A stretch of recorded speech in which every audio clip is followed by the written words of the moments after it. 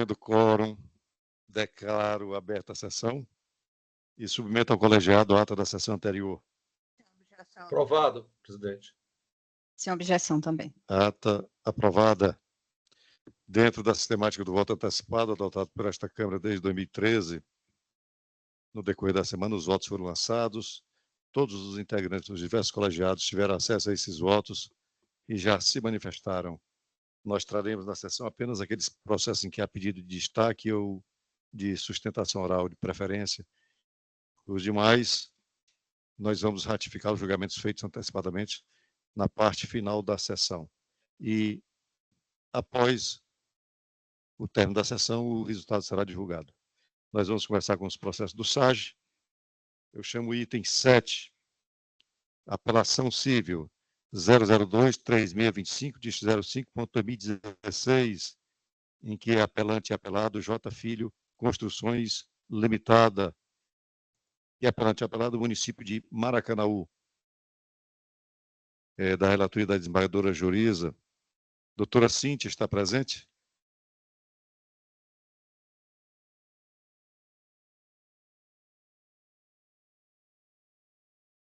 Doutora Cíntia, tem duas informações aqui, que é o recurso do município de Maracanaú foi desprovido, né?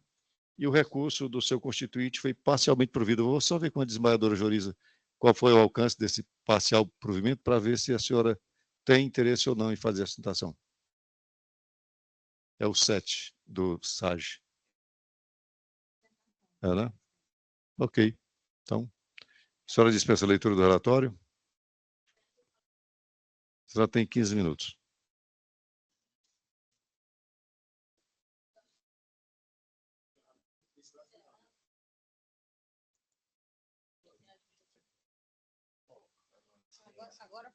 Agora alcancei a lógica.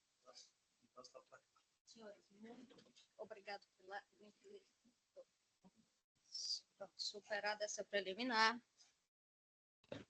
Senhores, senhora, muito boa tarde, em particular na pessoa de Vossa Excelência, presidente dessa sessão, senhoras, doutora Joriza, relatora deste caso, meus colegas, demais servidores, muito boa tarde. Minha fala é pontual e objetiva, porque assim precisa ser. Nós podemos apreciar este caso exclusivamente pela proposta de uma violação literal de lei, e é o caso. Nós podemos examinar o que acontece quando o poder público é de fato desleal. Isso é importante porque pode acontecer a qualquer momento e a qualquer dia, qualquer que seja o vínculo com qualquer um de nós. E eu começo precisamente pelo vínculo. Meu cliente, que é apelante, é uma empresa constituída há mais de 20 anos, no ramo da construção civil e já possui anos de execução destes contratos públicos. Devidamente vencedora nos processos licitatórios, firmou e em 2014 executava 4 contratos públicos que juntos passavam a quantia de 10 milhões de reais. Em 2014, o Ministério Público Estadual encaminha uma recomendação, considerando que determinadas empresas prestadoras de serviço público no município de Maracanaú estavam sendo envolvidas em investigação por suposto descumprimento e até mesmo fraude na execução destes contratos.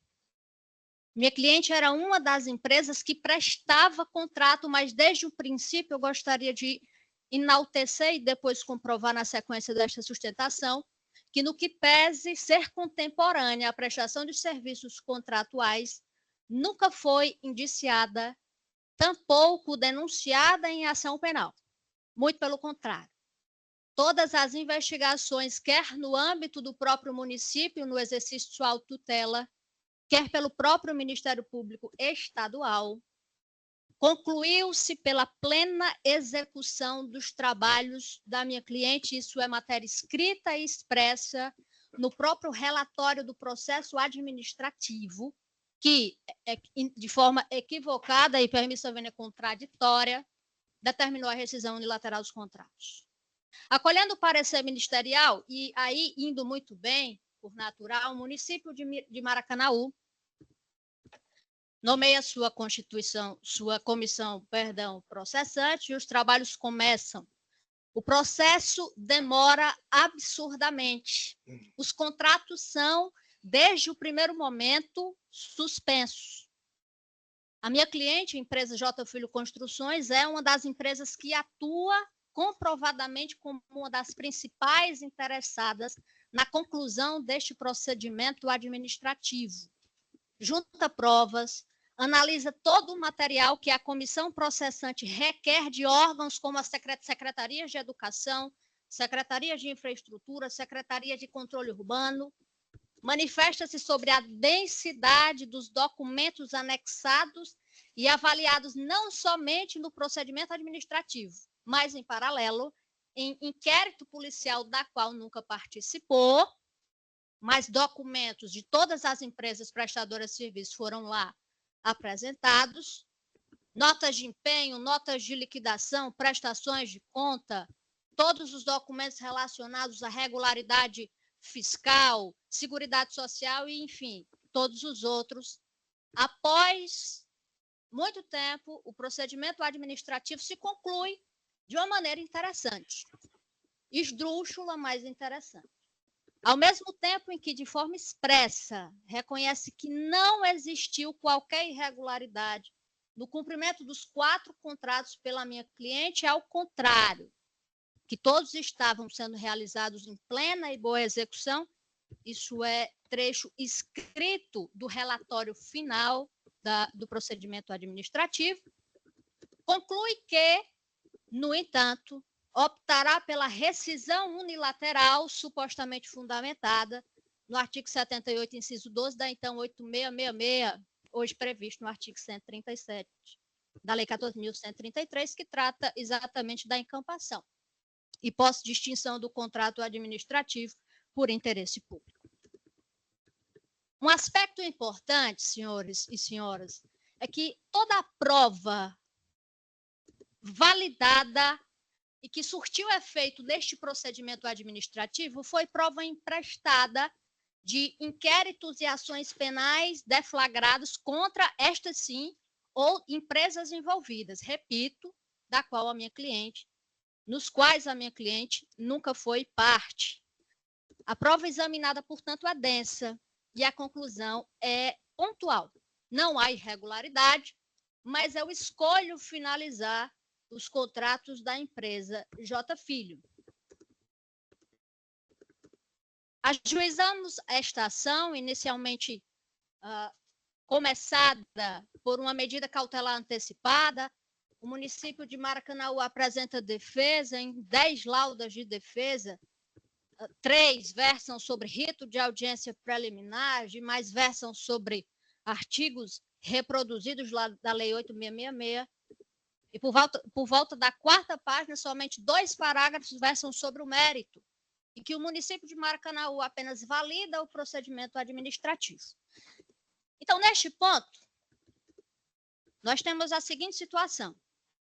Toda a vasta prova documental e demais espécies probatórias para se avaliar a regularidade ou não dos contratos públicos de minha cliente foram vastamente analisados e a conclusão foi: não há irregularidade. No entanto, vamos rescindir o contrato por interesse público. E aí é que nós entramos no aspecto deste recurso.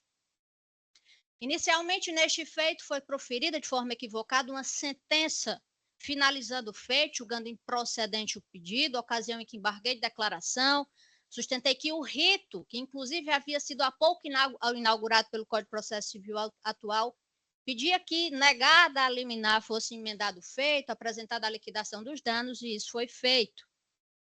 Posteriormente, veio aí sim a sentença ora recorrida, que, 1, valida o meio de rescisão escolhido pelo Estado. Diz que, de fato, isso é previsto nas folhas 990 desses autos. A sentença diz, como pressuposto para negar os demais pedidos constantes dessa apelação e condenar o município de Maracanaú exclusivamente em R$547 mil a título de dano material, a sentença diz assim, de forma muito breve. No caso em apreço, a administração pautou a rescisão unilateral no interesse público, ao considerar o envolvimento do autor em operação policial e alvo de investigação por parte do Ministério Público. Este, a meu ver, senhores, é o pressuposto insuperável.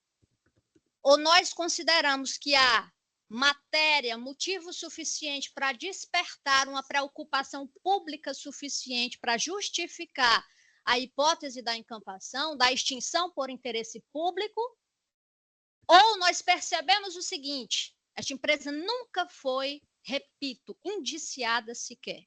Até os dias de hoje, esse acontecimento foi em 2014, até hoje nunca foi indiciada, não foi denunciada em ação penal, nenhuma irregularidade foi constatada, e muito pelo contrário, todos os documentos dignos de fé, judiciais e administrativos, concluem pela regularidade da prestação de serviço. E aí eu chego nesse ponto. Não há matéria legal hábil para justificar essa hipótese de rescisão unilateral por interesse público.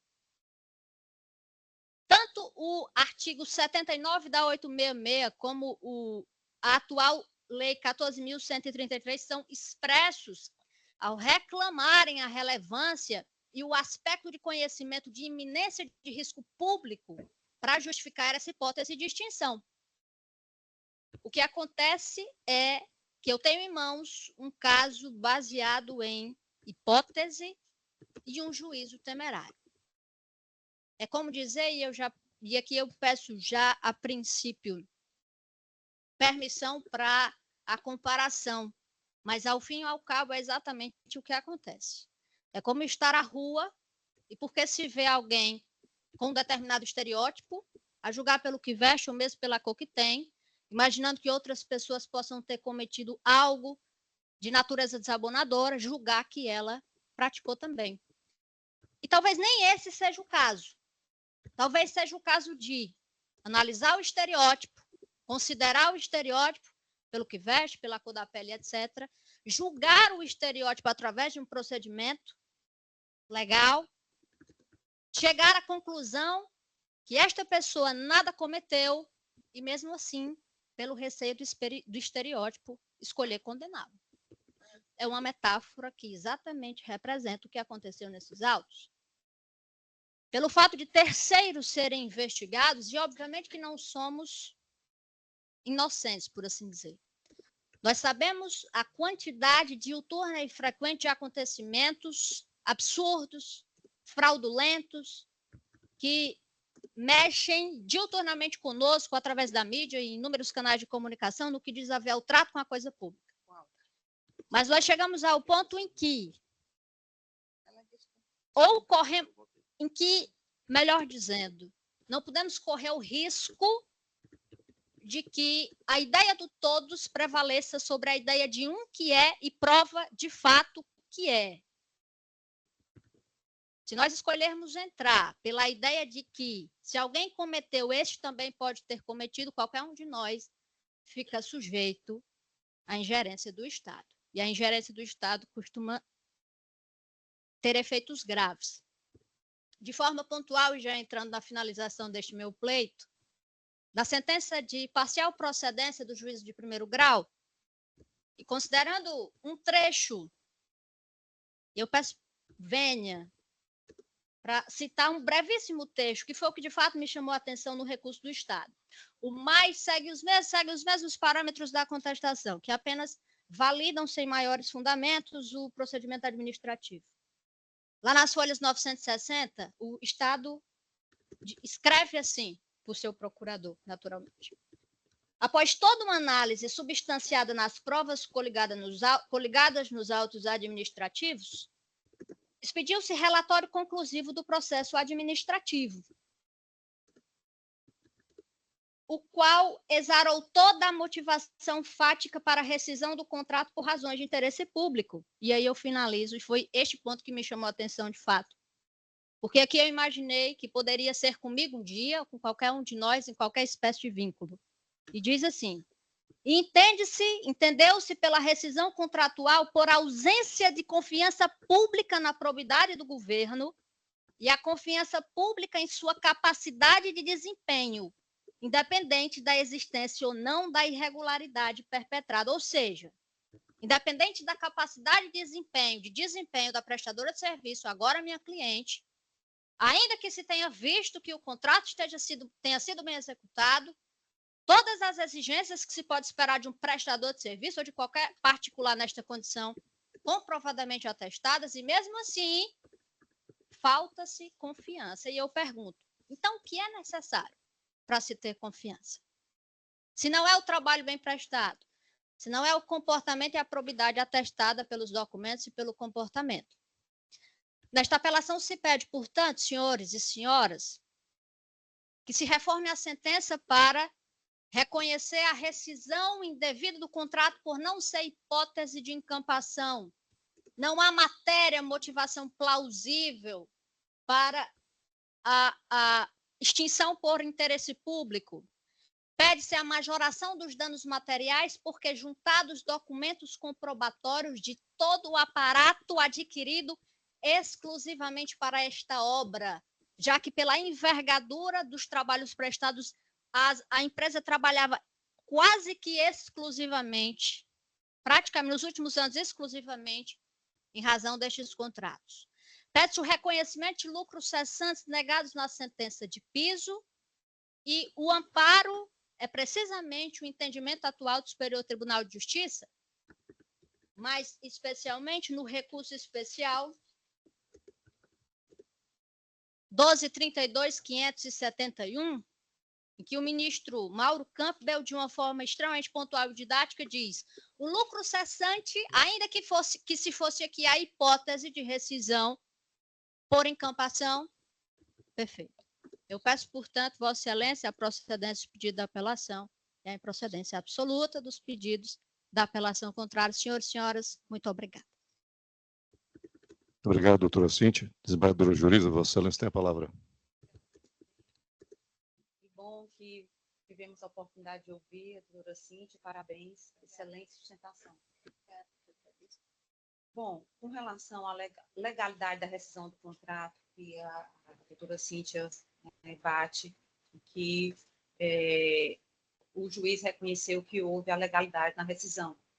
Então, em que pese o esforço argumentativo da demandante, no sentido de que prestou serviço de forma exemplar e que a quebra do contrato se deu por situação hipotética e especulativa, tenho que as premissas invocadas não são suficientes para reconhecer a existência de ilicitude no ato administrativo que rescindiu de forma unilateral o contrato firmado entre as partes, porquanto se observa que o mesmo foi pautado em previsão legal e devidamente motivado, com base no interesse público, não cabendo ao judiciário adentrar no mérito administrativo, exceto nos casos de ilegalidade ou de falta de contraditório, que não é o caso dos autos.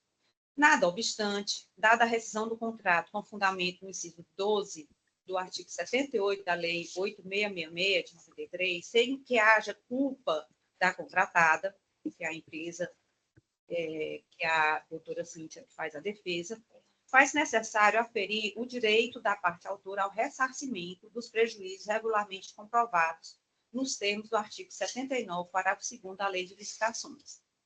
Com relação aos danos emergentes, o juiz julgou procedente, em parte procedente, reconhecendo a existência de danos na importância de R$ 547.412. E esse valor é o que eu estou mantendo, né, no voto que está apostado, que os senhores já tiveram oportunidade de se debruçar. Por quê? Exatamente porque os documentos de folhas 844, 846 e 847 não comprovam a existência dos danos materiais alegados, uma vez que não demonstram o efetivo pagamento dos bens pretendidos.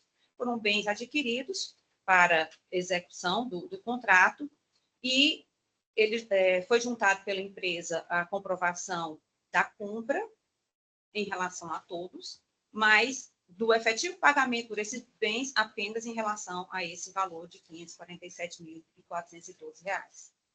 Em relação aos lucros cessantes, que o juiz não concedeu,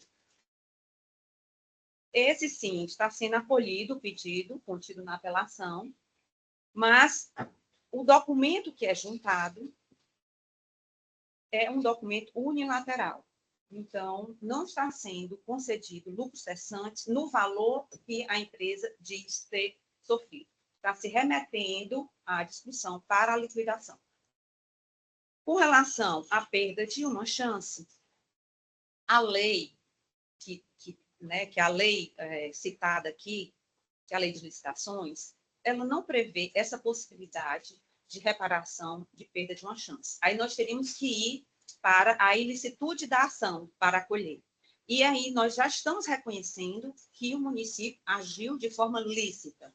Então, não há cabimento de acolher esse pedido. E com relação aos danos morais, não há uma prova efetiva, uma prova cabal de que tenha ocorrido um dano à honra objetiva da pessoa jurídica, né, da empresa apelante. Então, nesse sentido, eu vou ler agora a ementa e submeter, então, tentei fazer um resumo, porque é um processo complexo, mas agora eu vou ler a ementa para submeter à apreciação dos senhores.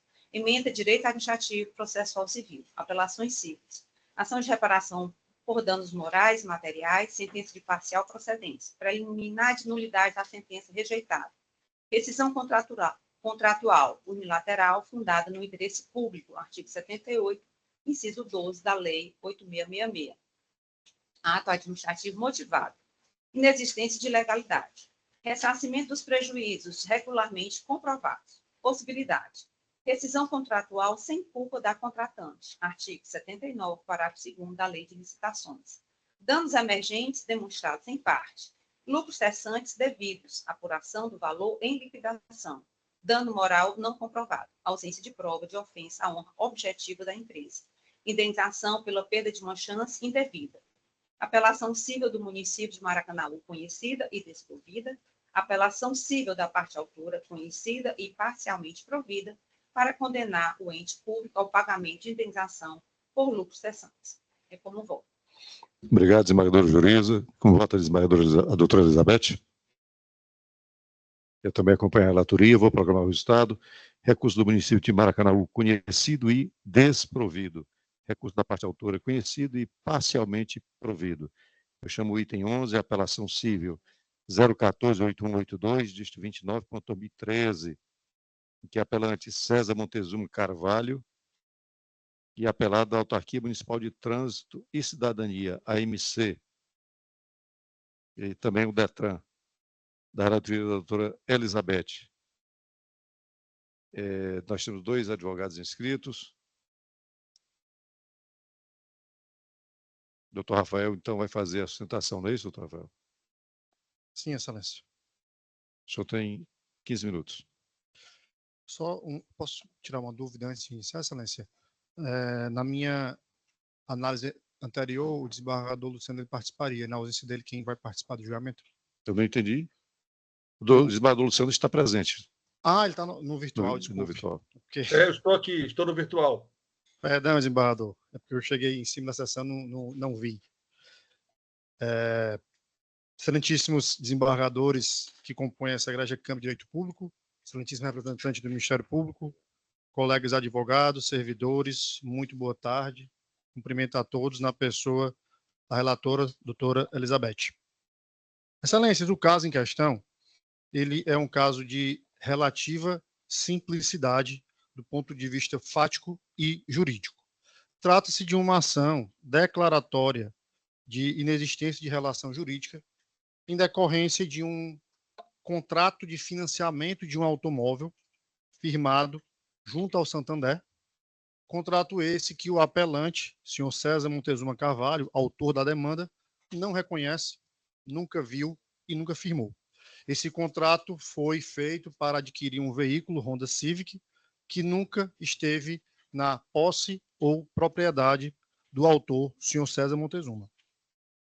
O autor tomou conhecimento Doutor Rafael, Claro, eu estou me recordando que, nesse caso, a decisão da desembargadora, o voto da doutora Elizabeth, foi no sentido de acolher parcialmente o recurso e mandar os autos para o primeiro grau, para que seja feita a instrução. Atende aos interesses do seu cliente? Atende. Atende porque, assim, se a decisão for essa, eu acato. Posso proclamar, então, o resultado? O senhor falou que tinha um outro advogado que iria estar inscrito? Ou eu me enganei? Não, do seu escritório. Tatiana Façanha Borges. Perdão. Não, pode proclamar o resultado. Nesse caso, Ok. eu acolho. Recurso conhecido e parcialmente provido.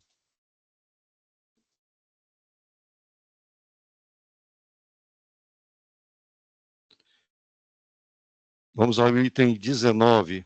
Apelação, remessa necessária, 300.0410, dígito 12.2024. Apelante, município de Crateús. E apelada Francisca Eliane Souza Silva.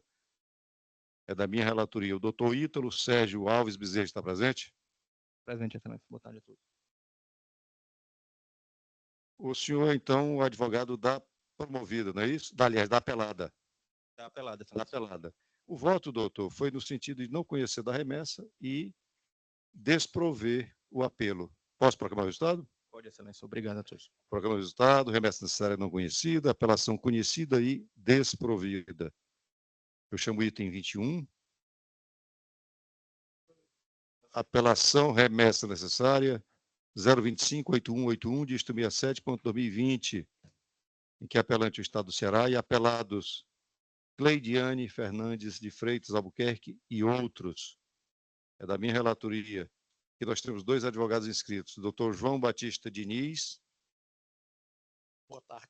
É o senhor, não é? Sou. E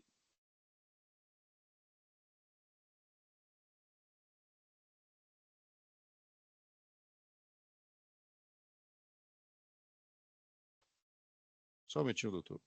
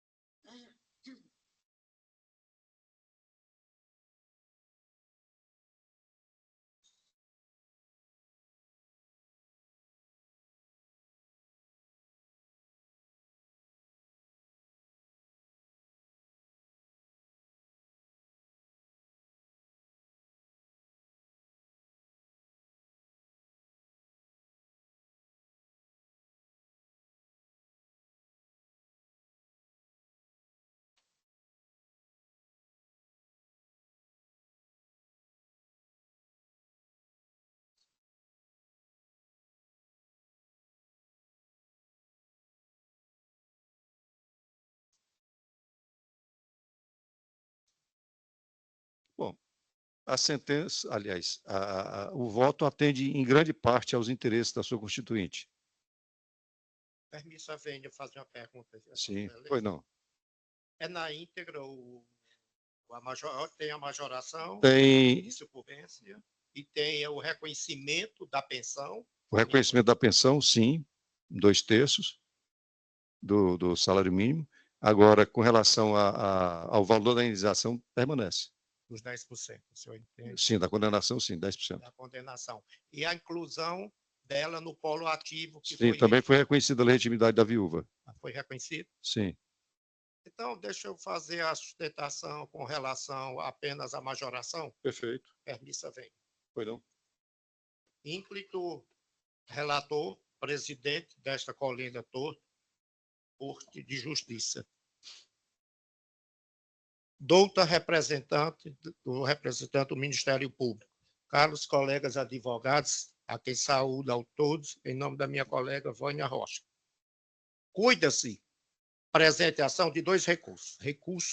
Recurso da parte autora, onde buscamos o reconhecimento da legitimidade excluída pelo juiz ACO em sede de embargo de declaração e a majoração de honorários advocatícios, que houve um equívoco na sentença do juiz processante, quando ele condenou o Estado do Ceará a 100% da condenação. Verifiquei esse erro material, interpus embargo para corrigir. No entanto, o juiz de piso, ele entendeu que a verba sucumbencial era de 10%. Agora vejamos o que diz a lei processual civil com relação aos honorários. Ela diz que o mínimo é 10 e o máximo 20. Não precisa discorrer aqui para as outras autoridades o que é um rito ordinário. A dificuldade de um rito ordinário, que vai do inicial a uma apelação, como nós estamos aqui. E este causídico, ao longo de 4 anos, dedicou-se a esta causa, enfrentando a Procuradoria do Estado do Ceará, que não precisa dizer da qualidade profissional daqueles advogados. Buscando prova material, porque ninguém quer testemunhar uma situação dessa contra policial militar. E nós fomos em busca dessas provas, que não existia quase, e graças a Deus conseguimos isso, nesse sentido. Então, eu entendo, pelo zelo profissional, pela dedicação desse causídico, que faz jus a esse causídico na majoração, se não no máximo, mas ancorado no princípio da razoabilidade e da proporcionalidade, que essa majoração chegue aos 15%, dada a complexidade da causa, dado o tempo decorrido, Excelência. Essa é a minha. Já que, com relação aos demais pedidos, a inclusão da parte autora, a pensão vitalícia, porque olhe o quadro dessa senhora, eu preciso dizer da doença. Ela tem uma doença, a filha dela tem uma doença degenerativa. A medicina deu 13 anos, ela tem 15. Ela tem um filho autista de 3º grau, de alto grau. A despenda, se, graças a Deus que foi reconhecido por essa corte, com 25 anos, se a filha vier amanhã falecer, a pensão exonerativa da filha. Ficaria o filho, que também corre risco. E essa mulher ficaria desamparada. Por isso, Excelência, que foi, graças a Deus, foi provido ao reconhecimento, porque o juiz Acol reconheceu. Foi no julgamento, tanto é que ele, na condenação de dano moral, ele a beneficiou. Não a beneficiou no material, somente para os filhos. Não ampliando a pensão para ela também, que na falta dos filhos ela estaria segura. Então, como a tese aqui é unicamente da majoração de honorários, eu encerro o meu recurso. Agradeço a oportunidade dispensada e dizer, desembargadora, do prazer de revê-la. Trabalhei com a senhora na minha terra e muito prazer em revê-la. E como doutor Washington, na vara da Fazenda Pública, quando então juiz. Com todos vocês aqui. Um abraço cordial, boa tarde e muito obrigado. Obrigado, doutor João.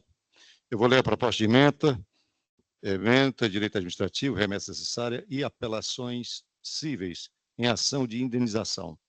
Morte decorrente de ação policial, responsabilidade civil do Estado, ausência de excludente, danos morais corretamente arbitrados, manutenção do percentual de honorários, alteração da fundamentação legal, legitimidade ativa da viúva, fixação de pensão mensal, remessa necessária e apelações conhecidas e parcialmente providas.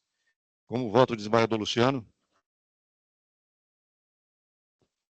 Com a relatoria, senhor presidente. Desembargadora Livramento?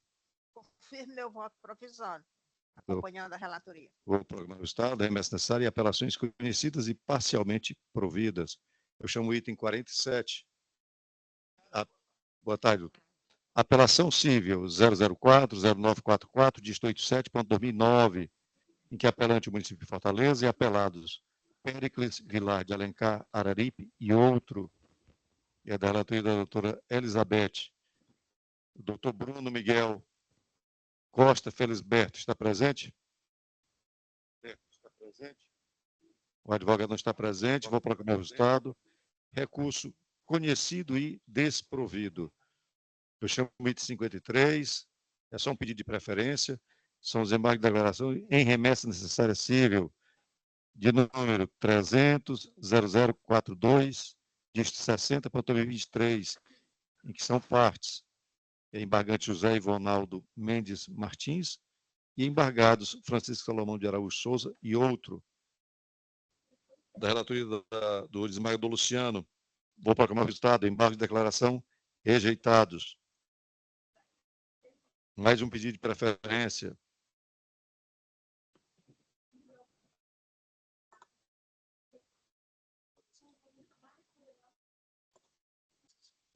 Ok. Apelação civil, sequência de 307162, dígito 24.2019, em que são apelantes o Estado do Ceará e outro, e apelados Ideval Justino da Silva e outros, da relatoria do desembargador Luciano. Vou proclamar o resultado, recurso conhecido e desprovido. Chamo o item 100, também pedido de preferência. São os embargos de declaração em agravo de instrumento, de número 300-1386, dígito 69.2023, em que é embargante SP Indústria Distribuidora de Petróleo Limitada, e embargado o Estado do Ceará, da relatoria da doutora Elizabeth. Vou proclamar o resultado. Aclaratórios conhecidos e rejeitados. Eu chamo o item 115, o agravo de instrumento 300-3412, dígito 06.2024, em que é agravante o Ellison Campos Moraes e agravado o IPM, Instituto de Previdência do Município de Fortaleza, da minha relatoria, doutora Rafaele Freire, está presente? Doutora Rafaele, o voto é pelo provimento. Posso proclamar o resultado? Recurso conhecido e provido. Eu chamo o item 10.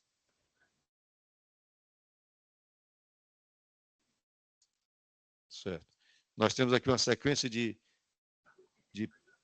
recursos de agravo de instrumento que tem o mesmo advogado como solicitante para fazer sustentação oral. Eu chamo o item 10. O agravo de instrumento 33199, dígito 97.2024, em que é agravante Maria Dorisvânia do Nascimento Gomes, e agravado o município de Acopiara, da minha relatoria,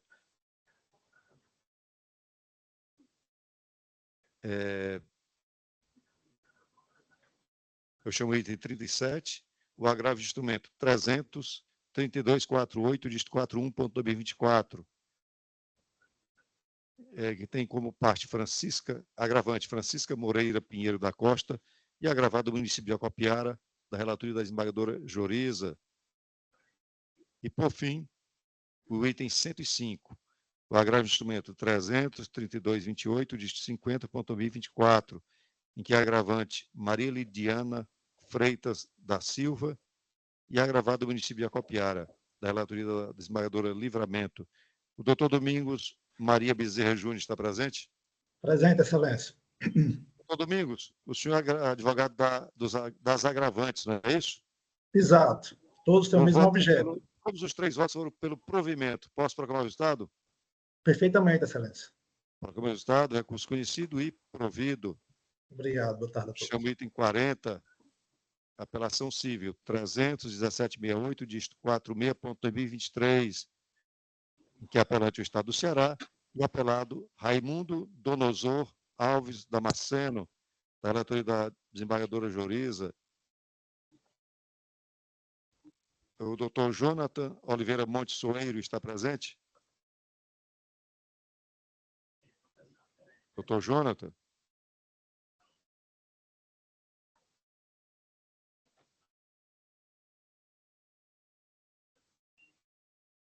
Doutor Jonathan?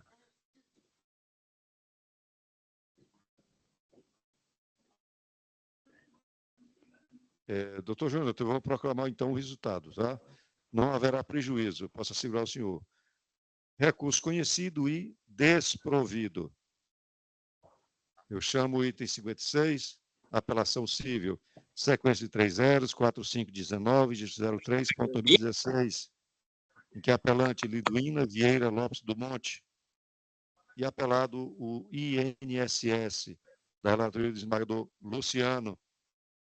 Doutor José Joaci Bezerra Júnior está presente? Presente, excelência. Doutor Joaci, o senhor dispensa a leitura do relatório? Dispenso, excelência. O senhor tem 15 minutos. Senhores desembargadores, senhoras desembargadoras, excelentíssimo relator e todos presentes, boa tarde. O ponto nodal da situação relativa à minha cliente, a senhora Liduína, é a questão do afastamento ou não da decadência. E nós trazemos, já como argumento impactante, o recurso extraordinário, STF, que foi citado no recurso apelatório, aduzindo que, em concessões iniciais de benefício, não se revela adequado, isso já de forma constitucional, se falar em decadência. Não se revela constitucionalmente adequado se falar em decadência. E a autora teve um braço amputado. Se a autora teve um braço amputado decorrente de acidente de trabalho, significa que, desde aquele momento, nunca foi devido a ela auxílio-doença ou muito menos auxílio-acidente, como ela recebe. Então, o que ocorre, excelências?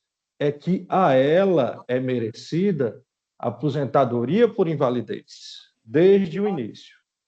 E, nesses casos, não deve, de maneira alguma, ocorrer qualquer tipo de prescrição ou de decadência, mas apenas a prescrição quinquenal, de acordo com o artigo 85 do STJ, bem como frisou o parecer favorável da Procuradoria-Geral de Justiça. A Procuradoria destacou ainda a aplicação da causa madura, da teoria da causa madura, que legitima ainda mais o afastamento da decadência, limitando essa prescrição, como já dito, às parcelas vencidas há mais de 5 anos anteriores ao ajuizamento da ação. Agora, é lógico, excelências, que essa concessão da aposentadoria por invalidez tem que mandar acessar o auxílio-acidente, uma vez que o auxílio-acidente é inacumulável com a aposentadoria por invalidez. E se vossas excelências argumentarem que deve ser mantida a sentença, aqui nós reiteramos que a jurisprudência é clara ao afirmar que a decadência só se aplica à revisão de benefícios.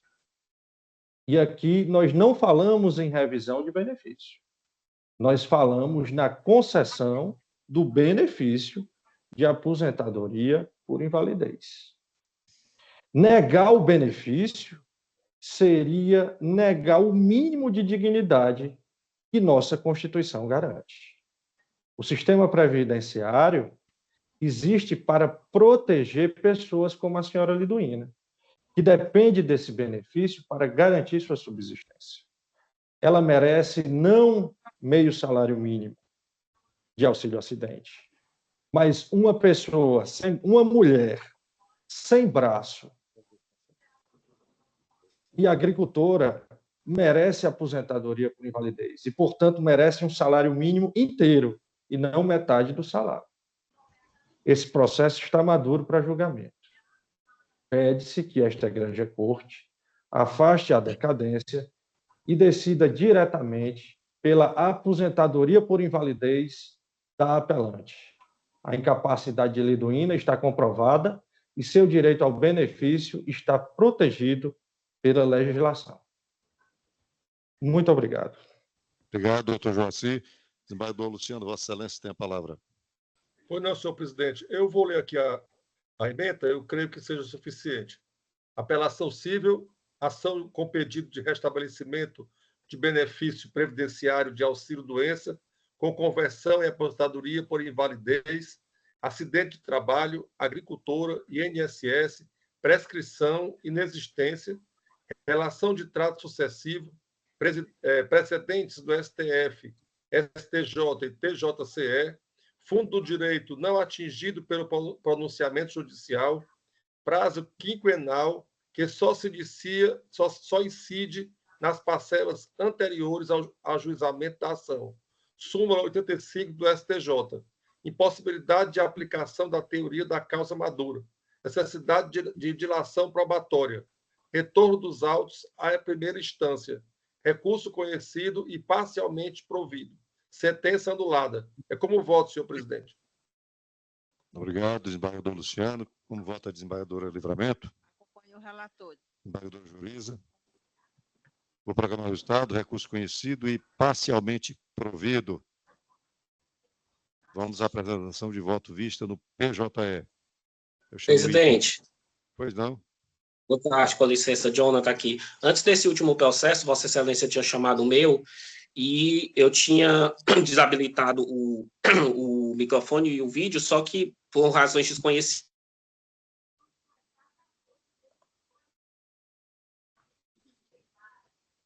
Nós não estamos mais ouvindo o senhor, viu?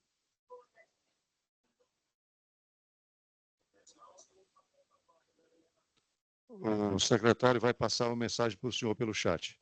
Nós não estamos ouvindo o senhor.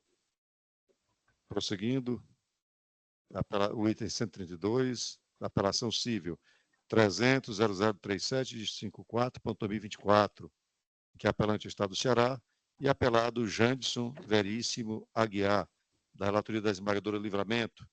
Na sessão de julgamento realizada no dia 14/10, a desembargadora Livramento, relatora do feito, proferiu o voto no sentido de conhecer do recurso para dar-lhe provimento. Em seguida, a desembargadora Juriza pediu vista dos autos para melhor exame da matéria. Você está em mesa, desembargadora Juriza? Mesmo, presidente. Eu apresentei uma divergência, mas peço já desculpa porque lancei há pouco, e está bem simples, e submeto aí ao... A senhora quer, então, fazer um resumo do que é a divergência, para que ela possa... A divergência é o seguinte... Travou aqui. Só... Mas, enfim, o voto da relatora é no sentido de declinar o processo, que é um medicamento, para a Justiça Federal, com base vamos dizer, no tema 1, 2, 3, 4 do Supremo.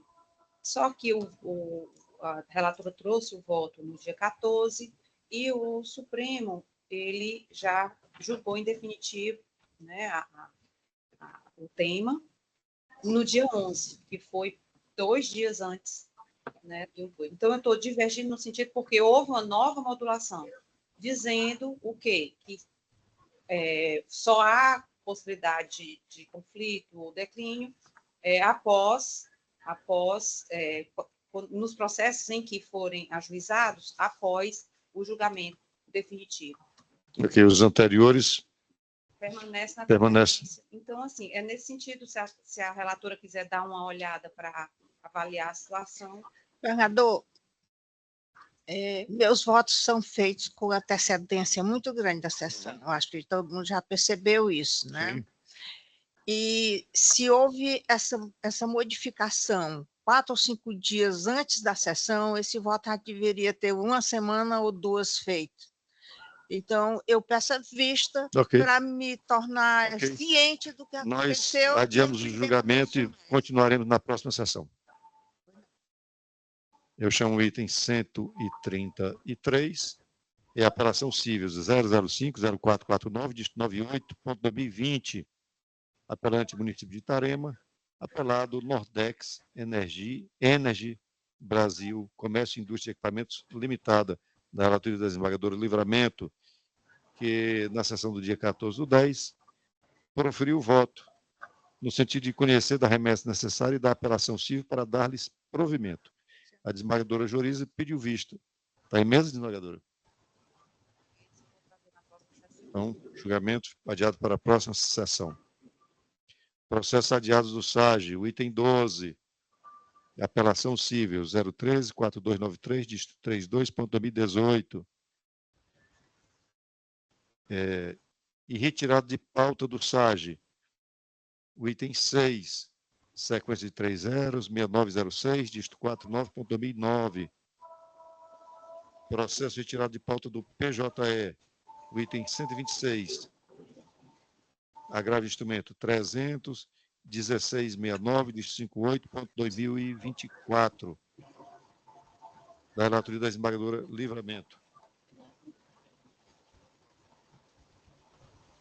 Esse processo foi adiado no processo mesmo, eu despachei adiando, tirando de pauta, porque porque existe um outro agravo que foi distribuído para a desembargadora Joriza e ela remeteu para mim, e que é a mesma matéria sendo pelo município, o agravo, e é interessante que seja Ok, julgado julgados junto. juntos. Uhum. Já houve até sustentação. E nós temos aqui mais 2 pedidos de preferência. O item 124,